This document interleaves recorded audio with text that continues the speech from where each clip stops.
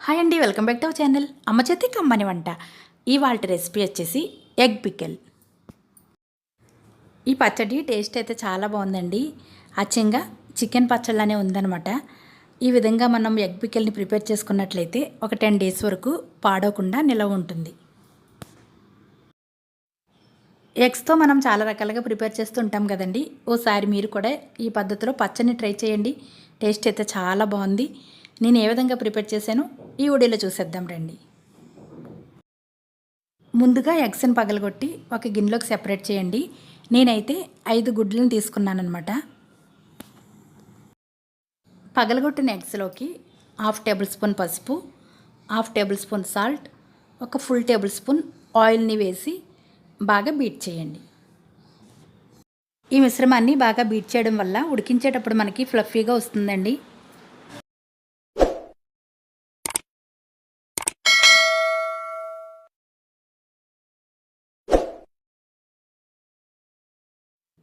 సాల్ట్ని వేసేటప్పుడు కాస్త తక్కువగానే వేసుకోండి. మళ్ళీ పచ్చళ్ళలో వేస్తాం కదా, ఎక్కువయ్యే అవకాశం ఉంటుంది.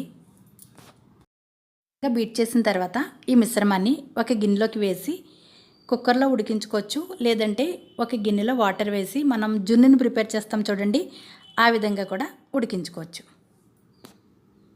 ఫ్లేమ్ని లో ఫ్లేమ్లో ఉంచి ఉడికించండి. ఈలోగా ఈ పచ్చళ్ళలోకి మసాలాను ప్రిపేర్ చేద్దాం. మిక్సీ జార్లోకి 3 టేబుల్ స్పూన్స్ ధనియాలు, ఫుల్ టేబుల్ స్పూన్ జీలకర్ర, 5 లవంగాలు, చిన్న దాల్చిన చెక్క ముక్కను వేసి మెత్తగా పొడిలాగా చేయండి. ఈ విధంగా మెత్తగా పొడిగా చేసుకున్న తర్వాత ఈ పొడిని పక్కన పెట్టేసేయండి. ఇప్పుడు ఎగ్ మిశ్రమాన్ని ఉడికిందో లేదో చూద్దాం. ఉడికిందండి. స్టవ్ ఆపేసి ఈ మిశ్రమం బాగా చల్లారిన తర్వాత చిన్న చిన్న పీసెస్లా కట్ చేసుకోవాలి. మరీ పెద్ద సైజులకు కాకుండా అలానే చిన్నవి కాకుండా సమానంగా ఉండే విధంగా కట్ చేసుకోండి. ఎగ్ పచ్చడిని ప్రిపేర్ చేసుకునేటప్పుడు లోపల ఎల్లోని తీసేసి కూడా ప్రిపేర్ చేసుకోవచ్చండి. ఇలా ఎల్లో కలిపి కూడా పచ్చడిగా ప్రిపేర్ చేసుకోవచ్చు. కానీ టేస్ట్ అయితే చాలా బాగుంటుందండి. మనకి చికెన్ పచ్చడి, మటన్ పచ్చడి వాటికంటే కూడా ఈ ఎగ్ పికిల్ అయితే చాలా బాగుంటుంది. ఈ విధంగా కట్ చేసుకున్న తర్వాత ఇప్పుడు స్టవ్ ఆన్ చేసి ఒక ప్యాన్లో ఆయిల్ వేసి వీటిని వేసి వేయించండి. ఆయిల్ని వేసేటప్పుడు మరీ ఎక్కువగా వేసేకండి. ఒక 1/2 కిలో కంటే తక్కువగా కూడా వేసుకోవచ్చు. ఈ విధంగా వేయించిన తర్వాత ఫుల్ టేబుల్ స్పూన్ అల్లం వెల్లుల్లి పేస్ట్ని వేసి ఒకసారి బాగా కలిపేసేయండి. మరీ ఎక్కువగా వేయించేకండి.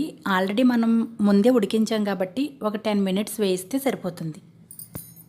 ఇప్పుడు ఒక 3 టేబుల్ స్పూన్స్ కారం, మనం ముందుగా మిక్సీ పట్టిన మసాలా పొడి, ఫుల్ టేబుల్ స్పూన్ సాల్ట్ని వేసి బాగా కలిపేసేయండి. బాగా కలిపిన తర్వాత స్టవ్ ఆపేసేయండి.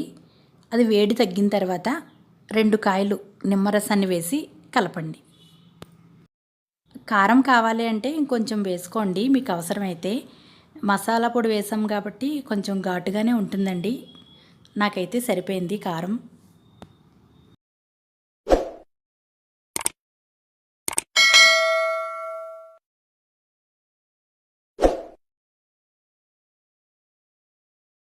పచ్చడిని కనుక మీరు నిల్వ ఉంచే ఉద్దేశం ఉంటే ఇంకొంచెం ఆయిల్ని వేసుకోండి.